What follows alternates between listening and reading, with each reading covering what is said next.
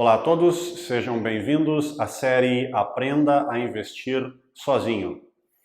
A série de vídeos aqui do Independência Financeira, onde o meu objetivo é simplificar e desmistificar o mundo dos investimentos para você, investidor ou investidora, que está iniciando neste mundo de investimentos e está buscando mais informações sobre o assunto. Nós vamos falar sobre instrumentos de investimento, mas isso vai ser a partir do vídeo número 3, onde nós vamos especificamente falar um vídeo de cada vez sobre os principais investimentos disponíveis no mercado. Mas hoje, no vídeo número 2, nós vamos falar um pouco sobre estratégia geral de investimentos e alocação de investimentos entre renda fixa e renda variável. Porque, na verdade, antes de você ir no seu internet banking ou abrir uma conta numa corretora e já sair investindo e comprando e vendendo e operando, antes disso, a primeira pergunta que você deve se fazer é: qual é a sua estratégia geral de investimento? E a pergunta que tem que se fazer dentro desse tópico é: qual vai ser a sua alocação entre renda fixa e renda variável? E é interessante porque às vezes eu vejo investidores já experientes, investidores já com um patrimônio bem considerável, e eu pergunto para eles: qual é a tua alocação entre renda fixa e renda variável? O quanto do teu patrimônio está alocado entre renda fixa e variável? E às vezes muitos deles não sabem me responder essa pergunta. E essa é a pergunta básica que a gente tem que se fazer em relação aos nossos investimentos, porque essa é a estratégia básica em relação ao nosso patrimônio. Então, alocação renda fixa e renda variável é basicamente a distribuição em termos percentuais em relação a um ou outro. Então, você pode, enquanto investidor, seguir uma alocação de 30% renda fixa, 70% renda variável, ou o contrário, ou 90% renda fixa, 10% renda variável, enfim. Eu, particularmente, sigo uma estratégia de investimento onde o meu patrimônio está alocado da seguinte maneira: eu tenho 75% do meu patrimônio alocado em renda variável, 25% do meu patrimônio alocado em renda fixa. Isso quer dizer que essa é a estratégia, essa é a alocação que eu recomendo? Não. Porque não existe certo ou errado em relação à alocação.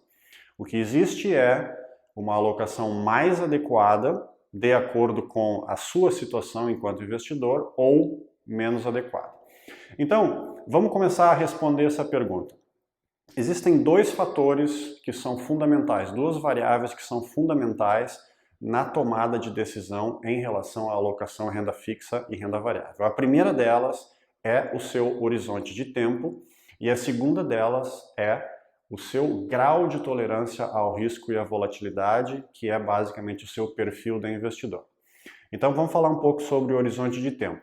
O horizonte de tempo é aquela pergunta se o seu investimento tem um objetivo de curto prazo, de médio prazo ou de longo prazo. Então, curto prazo seria basicamente o agora e seria basicamente o seu fundo de emergência. É um horizonte de tempo de extremo curto prazo. Médio prazo seria tudo aquilo aí que tem um horizonte de tempo entre talvez 2 ou 3 anos até 10 anos, que poderia ser, por exemplo, você está guardando dinheiro e construindo um patrimônio para trocar de carro, ou para comprar um imóvel, ou para financiar o ensino superior dos seus filhos, ou aquela viagem, ou guardando dinheiro para abrir o seu próprio negócio, não sei. É aquela questão bem definida que você tem um horizonte de tempo aí de 2, 3 anos até 10 anos. Esse é o médio prazo. E o longo prazo, então, é aquele horizonte de tempo superior a 10 anos, que normalmente é aquele patrimônio que você está construindo para a sua aposentadoria ou, como eu prefiro chamar, para a sua independência financeira. Então é um horizonte de tempo bastante longo. De um modo geral, quanto mais curto for o seu horizonte de tempo, mais você vai procurar instrumentos de renda fixa, porque você quer minimizar o seu risco e minimizar a volatilidade do seu patrimônio, enquanto que quanto mais longo for o seu horizonte de tempo, mais você pode se expor aos riscos e à volatilidade da renda variável. Segundo ponto, o seu grau grau de apetite, o seu grau de tolerância ao risco e à volatilidade enquanto investidor.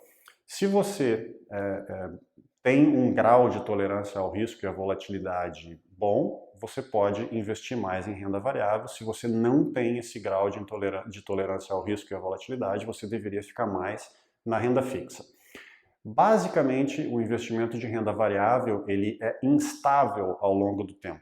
Você vai ver flutuações no seu patrimônio, às vezes positiva, às vezes negativa, e você, enquanto investidor, tem que se perguntar se, no momento em que você tem uma experiência, que você experimenta uma variação do seu patrimônio negativa, como você vai reagir. Se você vai reagir de uma forma equilibrada, então você pode se expor mais à renda variável. Se você acredita que no momento que daqui a pouco você acordar de manhã e for lá consultar o seu saldo do seu investimento e tiver 30% menor do que no dia anterior, e esse é um exemplo extremo, mas é real, como você vai reagir? Se você vai perder noites de sono, se você vai ficar com azia e você vai ficar extremamente estressado, ou você vai simplesmente vender tudo, que é uma decisão irracional, se você tem esse perfil, então realmente você não deveria se expor tanto à renda variável, você deveria ficar mais na renda fixa. Então essas duas perguntas são as duas perguntas principais que você tem que se fazer em relação à sua alocação entre renda fixa e renda variável. Ao analisar uma opção de investimento, você deveria procurar analisar 3 fatores. Você deveria analisar a relação risco-retorno daquele investimento, você deveria analisar a liquidez daquele investimento e você deveria analisar a volatilidade. Então, bem rapidamente, a relação risco-retorno é o quanto de risco você vai estar correndo naquele investimento e qual é a possibilidade de retorno daquele investimento. De um modo geral, a regra é, quanto maior o risco, maior a possibilidade de retorno que você deveria ter. Quanto menor o risco, menor vai ser a possibilidade de retorno. Então esse é o primeiro aspecto. O segundo aspecto é a liquidez, ou seja, aquele é um investimento líquido que você rapidamente consegue transformar em dinheiro se você precisar, ou é um investimento que tem baixa liquidez, que se você precisar do dinheiro, se você quiser transformar ele e resgatar aquele investimento, se é um investimento mais difícil. Então a liquidez é o segundo ponto importante a ser considerado.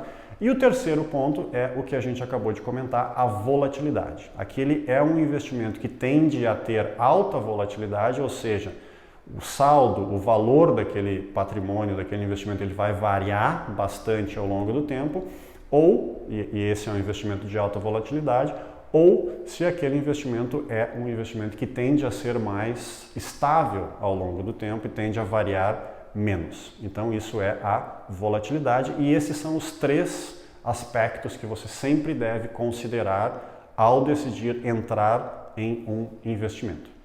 Eu não posso deixar passar esse vídeo aqui sem falar alguns minutos sobre o fundo de emergência. O fundo de emergência é aquele recurso, é aquele dinheiro que você tem guardado para uma, como o nome diz, emergência. Esse fundo, esse valor, ele deveria ter um tamanho entre 6 meses e 24 meses das suas despesas. 6 meses é aquele tamanho mínimo que você precisa ter para sobreviver caso alguma emergência aconteça, a perda do emprego, uma doença na família, um evento catastrófico, enfim, é aquela grana que você tem para viver tranquilo, para dormir bem à noite. Então 6 meses é o mínimo. E se você quer ser um pouco mais conservador, dependendo das circunstâncias da sua vida, você tem uma família, você tem pessoas que dependem economicamente de você, talvez você queira ser um pouco mais conservador e construir um fundo aí de 18 meses de despesa ou até 24 meses de despesas, como é o que eu particularmente tenho. Então, assim que você começa a fazer sobrar dinheiro todo mês, a primeira coisa que você faz é construir um fundo de emergência, entre 6 e 24 meses de despesa.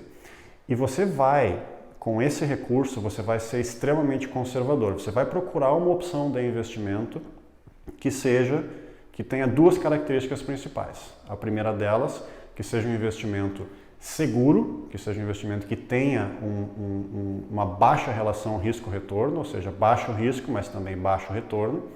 Segunda característica que você vai procurar é liquidez. Você quer que esse dinheiro esteja disponível imediatamente caso você precise, então você não vai colocar o seu fundo de emergência num instrumento de investimento onde o seu dinheiro vai ficar bloqueado por meses ou até anos. Você quer que seja um investimento com liquidez diária, se possível.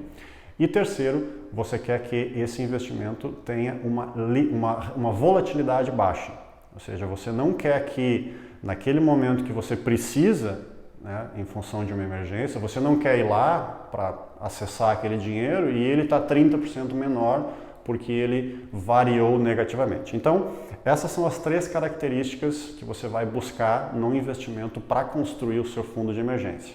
Você quer baixo risco-retorno, você quer basicamente cobrir a inflação, você não está buscando ganho real no investimento de fundo de emergência. Número 2, você quer alta liquidez diária, se possível. E número 3, você quer um investimento estável, você quer que seja um investimento de baixa volatilidade. Então, em termos de fundo de emergência, o que eu estou dizendo aqui é que 100% do seu fundo de emergência deveria estar em instrumentos de renda fixa, porque você quer que aquele dinheiro esteja disponível quando você precisar. Depois que você montou o seu fundo de emergência, aí sim é um momento em que você vai começar a se perguntar o quanto de renda variável eu quero investir, o meu portfólio, ou quanto de renda fixa. Como eu falei lá no início, no meu caso, eu invisto 75% do meu patrimônio está em renda variável, 25% em renda fixa. Basicamente, eu deixo ali o meu fundo de emergência de 24 meses em renda fixa e todo o restante eu estou em renda variável. Por quê? Porque o meu horizonte de tempo é de longo prazo e porque eu desenvolvi ao longo dos anos um grau de tolerância bastante elevado em relação à volatilidade. Então, eu consigo navegar relativamente bem, eu consigo ficar relativamente tranquilo e equilibrado emocionalmente nos momentos de alta volatilidade de mercado. Há 3, 4 meses atrás foi um exemplo típico em relação a isso. Mas, de novo, essa é a estratégia que funciona para mim. Vai funcionar para você dependendo, de novo, mais uma vez, do seu horizonte de tempo e do seu grau de tolerância ao risco e à volatilidade. Então esse foi o vídeo número 2, e aí então a partir dos próximos vídeos que eu vou estar postando nos próximos dias, eu vou começar então a falar especificamente em relação aos instrumentos específicos de investimento. O primeiro vídeo vai ser sobre Tesouro Direto, aliás, os primeiros 4 vídeos são sobre instrumentos de renda fixa, e depois, num segundo momento, a partir do vídeo número 6, nós vamos falar sobre instrumentos de renda variável. Então fica ligado nos canais do Independência Financeira 168 no YouTube e no IGTV. Esses vídeos vão sendo postados e publicados a cada 3 ou 4 dias mais ou menos.